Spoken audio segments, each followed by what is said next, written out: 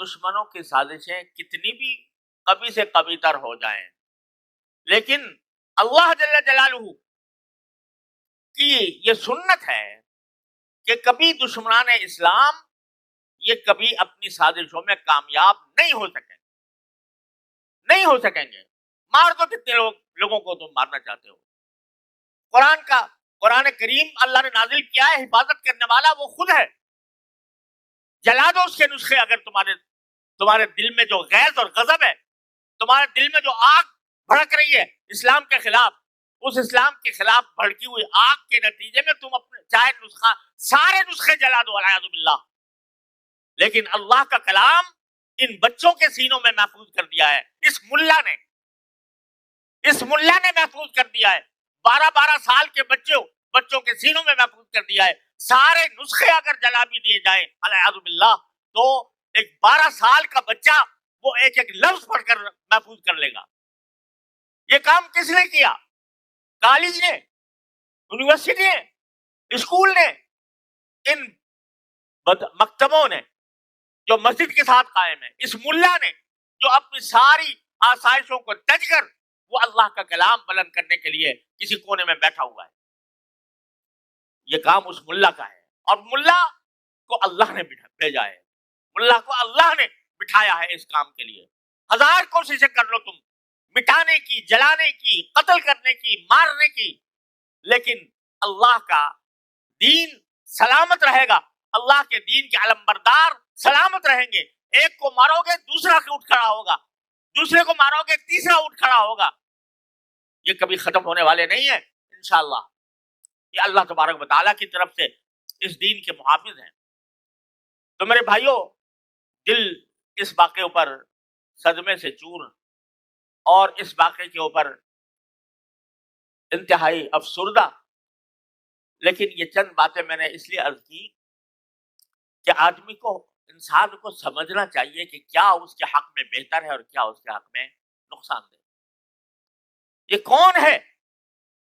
جانتے ہیں، جو ہمارے دشمن ہیں وہ جانتے ہیں کہ اس مسلمان قوم کو اگر یہ کہہ کر بلایا جائے گا کہ تم اسلام چھوڑ دو تو یہ آئے گی نہیں، اس طرح نہیں آئے گی۔ اس کو اسلام ہی کے نام پر بہکاؤ، اس کو یہ کہو کہ ملک میں چونکہ اسلامی نظام نہیں ہے لہذا ہاتھ میں تلی ہتھیار اٹھا کر اور ایک ایسی جنگ شروع کرو کہ جو جس کو کہتے ہیں چھاپا مار جنگ۔ تو کبھی کسی کو مارو، کبھی کسی کو مارو، کبھی کہیں چھاپا مارو، کبھی کہیں چھاپا مارو، تاکہ یہ آخر میں جا کے گھٹنے ٹیک دیں۔ یہ سکھایا ہے اس لیے تاکہ اسلام کا نام تو ختم کرنے کی ان کے اندر طاقت نہیں، نہ مسلمان کو ختم کرنے کی طاقت ہے، لیکن اسلام کو اور مسلمانوں کو اسلام ہی کے نام سے ان کو ختم کرنے کی کوشش کی جا رہی ہے۔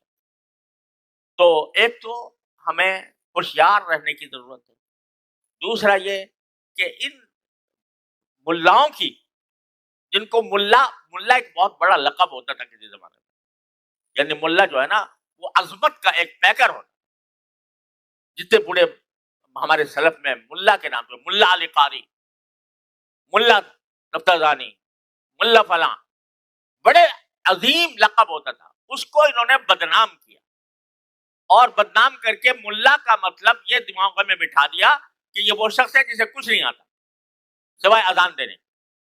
اگر اذان دینا بھی آتا ہو تو یاد رکھو رسول کریم صلی اللہ علیہ وسلم نے فرمایا کہ آخرت میں سب سے زیادہ اونچی گردنیں اذان دینے والوں کی ہوں گی، لیکن اس ملا کے لفظ کو بدنام کر دیا، اور بدنام کر کے یہ ایسا بدنام ہو گیا کہ جو واقعی ملا ہے وہ بھی اپنے ساتھ ملا لکھنے کو سے شرماتا ہے۔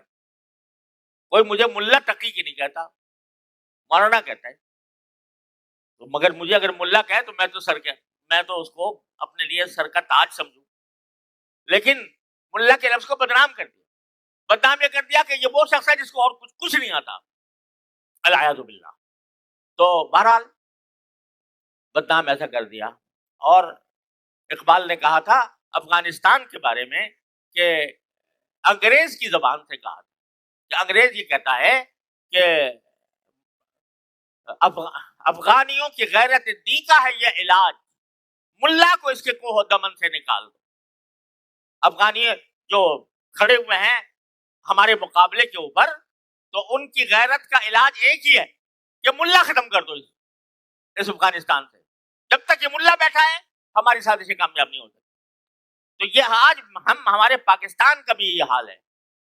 یہاں جو غیر مسلم طاقتیں ہیں وہ یہ کہہ رہی ہیں کہ ملا کو ان کے کوہ دمن سے نکال دو، اور اس کو نکالنے کے لیے جو حربہ چاہو آزما لو، مارنا ہو تو مار دو، ختم کر دو، اور اگر ان کو بدنام کرنا ہو تو بدنام کر دو، ان کو ایسا رسوا کر دو کہ یہ کہیں منہ دکھانے کے قابل نہ رہے۔ یہ سازش ہمارے یہاں ہے۔ تو پہلی بات تو یہ کہ خدا کے لیے ہم اس حقیقت کو سمجھیں کہ اس ملک میں اگر دین کا کوئی ذرہ باقی ہے تو وہ ان ملاؤں کے ذریعے کی وجہ سے ہے جو مدرسے میں پڑھتے اور پڑھاتے ہیں۔ لیکن یہ جو حادثات ہو رہے ہیں یہ ایک آزمائش ہے، اور قرآن کریم میں وَلَنَبْلُوَنَّكُمْ بِشَيْءٍ مِّنَ الْخَوْفِ وَالْجُوعِ وَنَقْصٍ مِّنَ الْأَمْوَالِ وَالْأَنفُسِ وَالثَّمَرَاتِ۔ ہم تمہیں آزمائیں گے، کبھی تمہارے اوپر کوئی خوف مسلط ہو جائے گا، کبھی بھوک مسلط ہو جائے گی، اور کبھی تمہارے چہیتے تمہارے محبوب لوگ وہ فوت ہو جائیں گے۔ لیکن مصیبت جب بھی آئے تو اللہ سے رجوع کرو، انا للہ و انا الیہ راجعون کہہ دو۔ تو آج ہم سب مل کر بھی اللہ تبارک و تعالیٰ سے ان شہداء کی درجات کی بلندی کے لیے دعا کریں، اور ان کے خاندانوں کی اللہ تعالیٰ سے دستگیری کی دعا کریں، اور ان کے جو زخمی ہیں ان کے صحت کامل عاجلہ کے لیے دعا کریں، اور ساتھ میں یہ دعا کریں کہ یا اللہ ان دشمنان اسلام کے منصوبوں کو تہس نہس فرما دیجئے، ان کو تباہ و برباد فرما دیجئے، اور کلمت اللہ العلیٰ کا آنکھوں سے نظارہ دکھا دیجئے۔ انشاءاللہ ایسا ہی ہوگا، ایسا ہی ہوگا اللہ کی رحمت سے۔ وآخر دعوانا